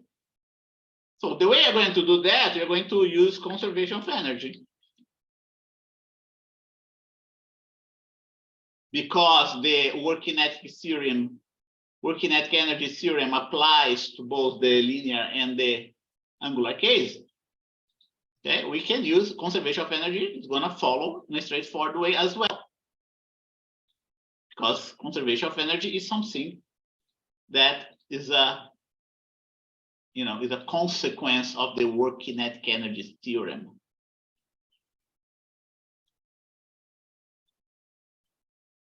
Okay.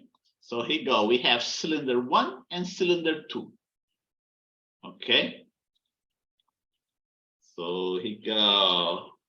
Mechanical energy of the hollow cylinder is equal to translational energy of the hollow cylinder plus rotational energy of the hollow cylinder. Yeah, here you go. I don't need that. Translational, I gotta put rotational here, right? Plus, potential energy of the hollow cylinder. Hopefully I have it. I'm gonna copy this here and place here so it looks nicer, right? And then we have the same equation for the solid cylinder. Solid cylinder, solid cylinder, solid cylinder, solid cylinder. Okay, they both are subjected to rolling motion. At the greatest translational speed, he's asking the greatest translational speed, right? So let's put that side by side as we move along, right? You go. Kinetic energy is half M hollow times V hollow. By the way, it's V of the center of mass, okay? Center of mass of the hollow square. We have half here. We have half I omega. Don't forget hollow square, and should be hollow here as well, because the moment of inertia of the hollow is different from the moment of inertia of the solid one. Here, the potential energy is going to be M hollow GH naught, which, by the way, is the same, right?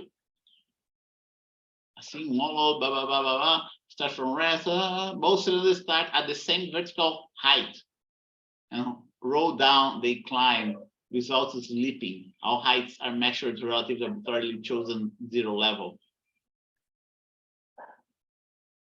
Okay. Here you go. We have it MGH, right? It's just a matter that we need to have the proper subscripts in there.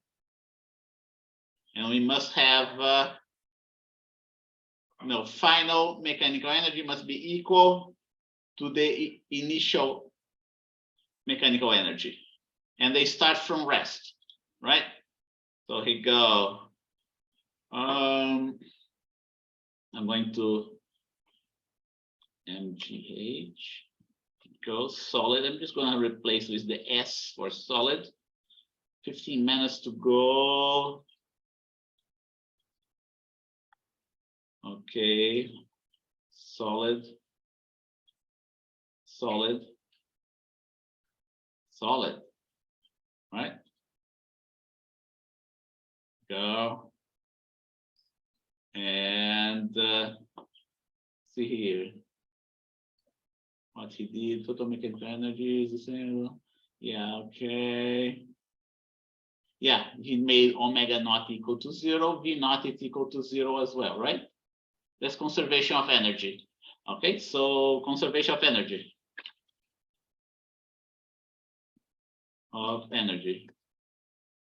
You know, final mechanical energy. I'm gonna do just like he did, so you don't keep on carrying multiple multiple equations here.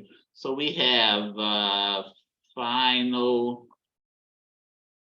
that will be the final.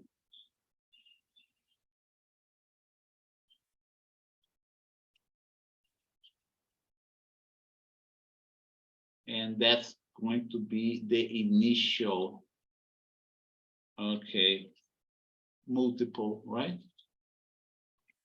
Multiple subscripts here. Here, the final is not going to be H naught. The final height is not going to be H naught, right? Final naught is going to be 0, right? Take here the final, yeah, the final height is going to be 0. See, it disappeared. Okay.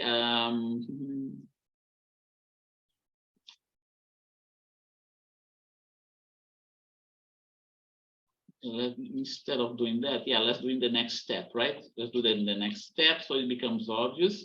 Here you go. This one is going to be here, supposed to be final. Yeah. Yeah, you know what? Here you go. Final.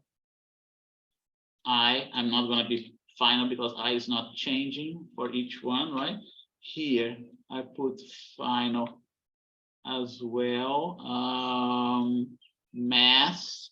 I'm dropping the hollow and the solid subscript so the notation becomes easier to see. Okay. I doesn't change. Initial. Yeah. Okay, Emma, like that.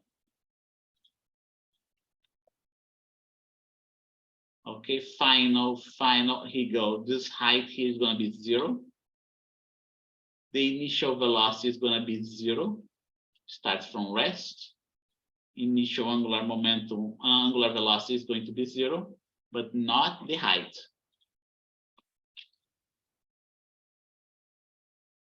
Okay, I can take this, all that out, replaced by an equal sign. Because it's rolling motion without a slippage, there is a relationship between the final the velocity and the angular velocity. That's omega radius, right? There you go. But he wants the translation of velocity, so we have to here write in terms of the omega angular velocity. That's going to be v final. Let's see. I don't put v final square, right? Like just not square. It's like that.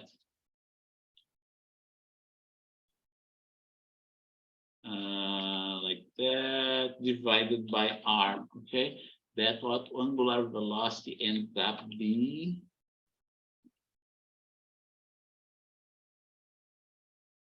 And then we substitute here for the angular velocity. We have omega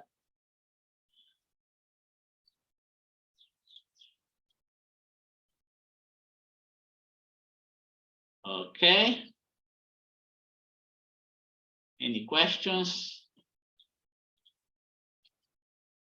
And then we can, let's see,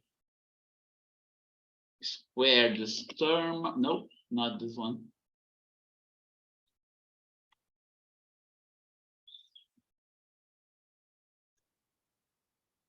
Okay, we square this term, we square the other term. We get r is square here. Put the velocities and the half in evidence, or you can pass the half there to the other side, right? And put the velocity here square in evidence. Let's see how I'm going to do it. I'm going to do this way. I divided by r square. Oops, r square. Okay, we have 7 more minutes to go. Okay, that's my final velocity of the center of mass. And we have to divide that by this term.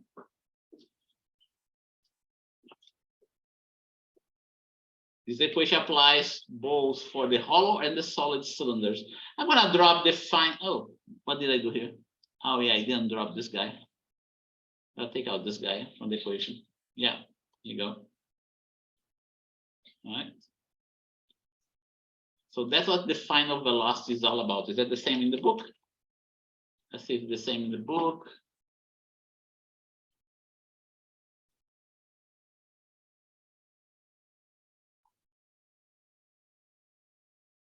Okay. 2mg h naught. H naught. Okay. 2mg h naught m plus I r square, right? Just a slightly different notation. Yeah, I put capital R, he put lowercase r. Okay. Now you gotta do for the hollow cylinder, right? Hollow cylinder. Hollow cylinder.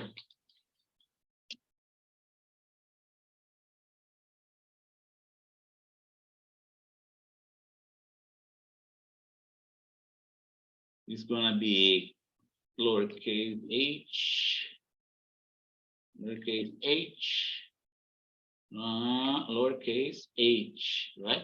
But then we have this I here, hollow. I'm gonna drop the final subscript so our notation is not so messy, right? Then we also have here the I for the hollow cylinders, mh r square subscript h, right? And now we have a nice simplification. This r squared cancel out with this r squared, right? And we end up with 2mh downstairs. 2mh downstairs. The 2 cancels out with the 2. And the mh also cancels out. Square root of gh naught. Is that what the book got? Let's see. Let's see if that's what the book got. Yeah, square root of gh naught. What about for the solid cylinder? All right, solid cylinder, I copy and paste here. Cm, comma. Cm, oh, okay. Solid. Replace h with s. S, S, and S, right? 3 more minutes to go. What is the moment of inertia of the solid cylinder? Is m, half of m, r solid squared. That is, and now what else can we do here? Okay, rs cancels out with rs. Right. We are going to have 3.5 here, ms, which is 1.5. And then, okay, ms cancel out with ms. Let's see if the book got the same as we got. Yes, 4/3, right? 4/3 gh naught. Is that what we're getting? Yeah, that's what we're getting. 2 goes upstairs, becomes 3 here. And ms cancel out with ms, so you got 4/3.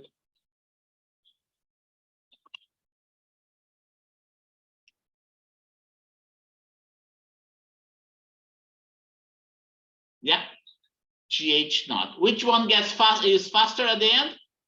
You know, this guy here is greater than this one that goes here in the square root, right? Consequently, this solid cylinder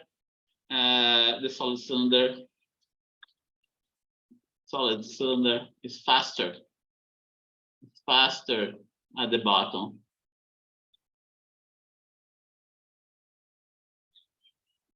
Right? So that's what we get it. Solution has the greater translational speed at the bottom. Those are right there first.